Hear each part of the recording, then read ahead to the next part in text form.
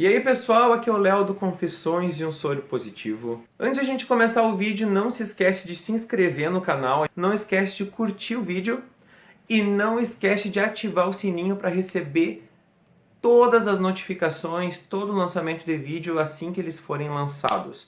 Também não esquece de compartilhar esse vídeo com seus amigos nas suas redes sociais favoritas, no Twitter, no Instagram, no Facebook, no WhatsApp, em seu aplicativo preferido. O vídeo de hoje a gente vai falar sobre um assunto que eu acho muito importante falar. Todos os assuntos que eu falo que é importante falar, né? Tu já percebeu isso?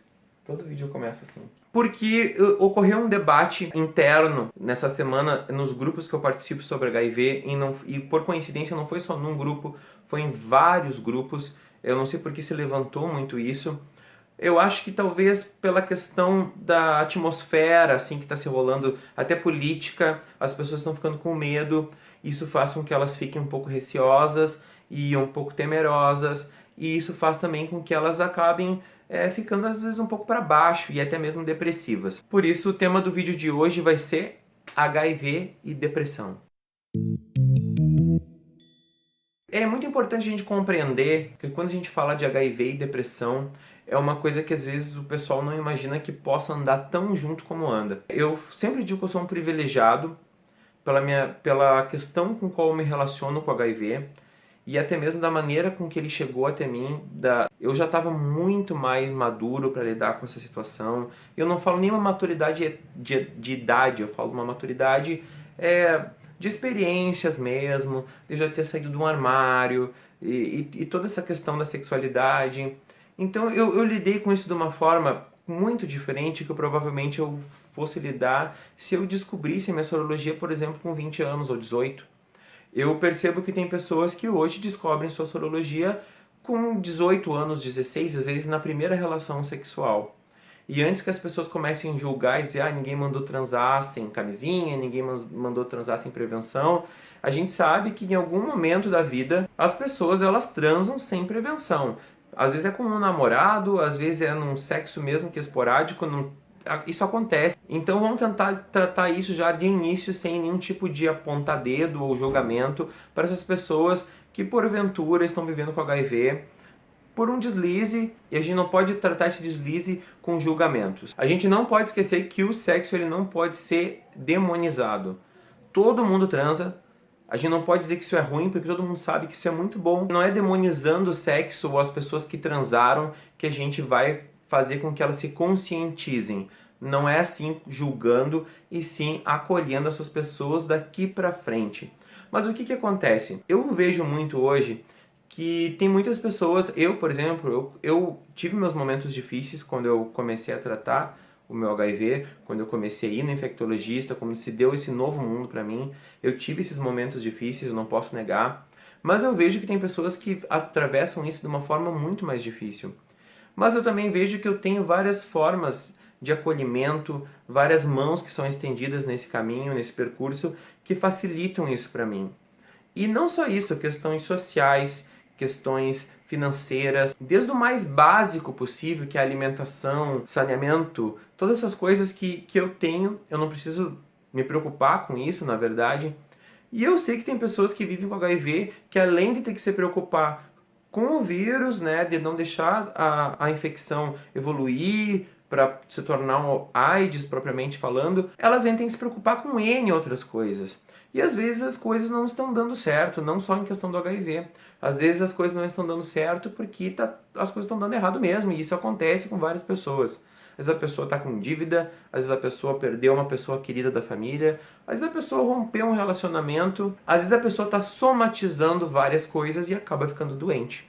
A gente não pode esquecer que a depressão é uma doença e ela tem que ser tratada.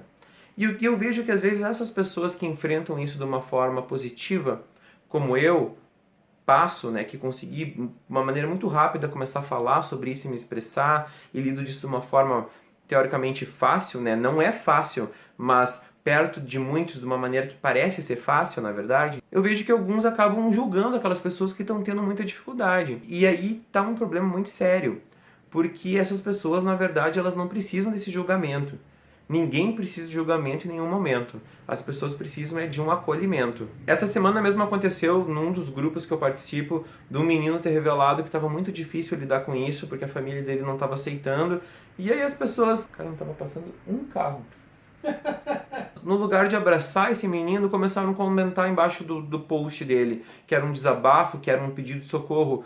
Assim, por que então que tu contou pra tua família se tu conhece eles? E eu fiquei pensando, qual o objetivo que eu vou ter de chegar para essa pessoa e, em vez de tentar levantar essa pessoa, colocar ela mais para baixo? E aí que tá aquela coisa que eu aprendi fazendo militância, fazendo acolhimento. Às vezes, quando a gente não tem uma coisa boa para dizer, é melhor a gente não dizer nada. Deixa que a pessoa se expresse, deixa que a pessoa coloque para fora aquela frustração. Se eu acho que eu não tenho nada para dizer, ou até mesmo se eu não concordo com essa pessoa, então eu fico quieto, não vou lá colocar essa pessoa mais para baixo. Num outro grupo que eu participo, todos esses grupos são grupos secretos para pessoas que vivem com HIV, o pessoal começou a levantar uma questão de pessoas que queriam parar com o tratamento, com aquelas frases tipo de coach assim da internet, não, que tudo vai ficar bem, que bababá. Só que, gente, quando uma pessoa está doente, isso não vai funcionar. E não vai ser minimizando uma dor de uma pessoa que é uma coisa que ela não controla, que isso vai ajudar. Eu sei que a intenção das pessoas às vezes é boa, só que às vezes o resultado pode ser pior do que ela já estava para ela. Ela pode ficar mais para baixo, porque ela sente, puxa vida, eu não estou sendo entendido nem aqui nesse grupo, que tem pessoas que estão passando pela mesma coisa que eu. A gente tem que compreender que cada pessoa tem uma história, cada pessoa somatiza as coisas de uma forma diferente, e cada pessoa, em decorrência, em consequência da sua história, das suas experiências, ela também sente as coisas de uma forma diferente. Então ela vai também externar isso de uma forma diferente. De repente, para algumas pessoas, lidar com esse estigma ainda é muito difícil. De repente, para algumas pessoas, o fato dela ter que olhar o medicamento todo dia ainda é muito difícil. Talvez os medos que essa pessoa tem de achar que não vai poder mais se relacionar com alguém afetivamente, sexualmente, isso pode ficar muito pesado. E algumas pessoas, de repente, não conseguem lidar muito bem com isso. Então eu acho que, assim, esse vídeo, na verdade, é um vídeo que eu quero fazer mais para aquelas pessoas que vivem mesmo com HIV, ou aquelas pessoas que estão próximas a pessoas que vivem com HIV e estão querendo ajudar aquela pessoa que está entrando numa depressão, que está vendo que aquela pessoa não está bem, ela está dando sinais, ela está pedindo socorro. E eu acho que no lugar da gente chegar, fazer uma crítica, ou dizer assim, nossa, tem uma pessoa lá que tem câncer, olha como ela sofre, aquilo que é sofrer, sabe? Esse comparativo não existe. Essa coisa de quem sofre mais não existe. Cada dor é única, a pessoa sabe o quanto aquilo dói nela. Então, no lugar de a gente fazer isso, eu proponho então que a partir de agora a gente chame aquela pessoa em off e pergunte para ela assim, quer conversar? Quer desabafar? Eu acho que no fundo essa pessoa, o que ela quer? Ela quer ser abraçada, ela quer se sentir fazendo parte de algum lugar, ela quer um carinho, ela quer poder conversar com alguém, ela quer dizer que está doendo para ela e ela não pode dizer para isso para todo mundo, porque a gente sabe que se ela sair externando isso para todo mundo, tem toda a questão do estigma, da discriminação, que já é outro ponto que também leva muita pessoa que vive com HIV a desenvolver uma depressão.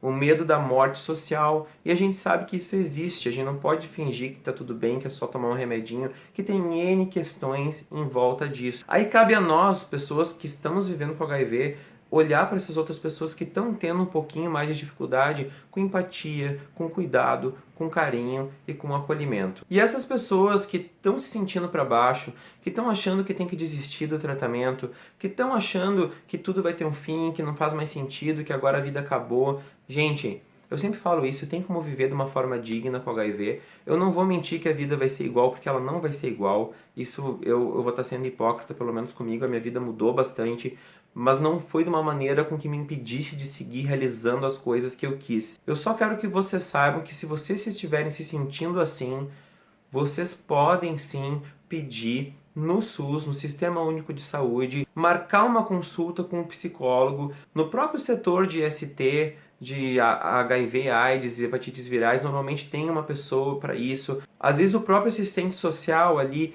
encaminha. Eu me fui ofertado, sabe, falando, Léo, tu sabe que tu não precisa lidar com isso sozinho, a gente tem esse apoio. A maioria dos lugares, uma boa parte dos lugares tem esse apoio. E se por acaso, no lugar que vocês forem, for um lugar que não tem esse tipo de serviço, porque a gente sabe que infelizmente aqui no Brasil não existe esse acesso para todo mundo, vocês podem contar com a gente para desabafar. Às vezes algumas pessoas não compreendem, mas saibam que tem muita gente que está disposta a escutar, a ouvir e acolher vocês. Eu tento fazer isso na medida do possível. Depois que o canal começou a ter um pouco de visibilidade, eu confesso que eu não consigo dar o apoio que eu gostaria para todo mundo que entra em contato comigo, porque senão eu teria que ficar às vezes o dia inteiro, né, no celular, mas assim que eu posso, eu sempre estou respondendo, eu sempre estou tentando mostrar para as pessoas que tem como seguir e quais são as dificuldades que elas podem encontrar pela frente, como lidar com isso, os caminhos que ela pode fazer. Então, assim, tentem não desistir, apesar de ser um direito das pessoas de desistir, né? Todo mundo tem o direito de seguir com tratamento ou não. Eu sei que algumas pessoas não gostam que fale disso, mas tentem seguir em frente e a gente está junto nessa e a gente precisa agora de todo mundo unido, principalmente nos dias de hoje. Muito obrigado, um beijo no coração de todos, espero ter ajudado. Até a próxima.